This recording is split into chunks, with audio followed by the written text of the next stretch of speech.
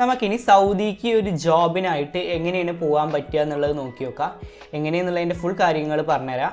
അതായത് സൗദിക്ക് ഇപ്പോൾ പോണ ഒരാൾ അറിഞ്ഞിരിക്കേണ്ട കുറേ കാര്യങ്ങളുണ്ട്. അതായത് ഏതൊക്കെ വർക്ക് വിസകളുണ്ട്, ഏതൊക്കെ പെർമിറ്റ്സ് ഉണ്ട്, അതുപോലെ തന്നെ അപ്ലൈ ചെയ്യണ മുമ്പ് എന്തൊക്കെ ഡോക്യുമെൻറ്റ്സ് നിങ്ങളുടെ കയ്യിൽ വേണം, എങ്ങനെയാണ് അപ്ലൈ ചെയ്യുക എന്നുള്ളതിൻ്റെ ഫുൾ ഡീറ്റെയിൽസ് ഞാൻ പറഞ്ഞുതരാം.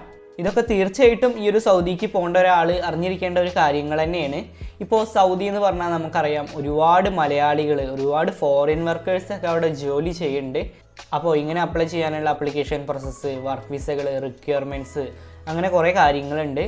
നമുക്കറിയാം ഇനി സൗദി വിഷൻ 2030, അതായത് ഒരു governmental programme to diversify the country's economy, അതുപോലെ തന്നെ സൊസൈറ്റി ആൻഡ് കൾച്ചർ, പിന്നെ അതുപോലെ തന്നെ ദ നിയോം, അതുപോലെ തന്നെ ന്യൂ സിറ്റി നിയോം, അതായത് 170 കിലോമീറ്റർ പടർന്ന് നിൽക്കണ ദ ലൈൻ പറഞ്ഞ പ്രൊജക്റ്റ്, അല്ലെങ്കിൽ the city vertical city under construction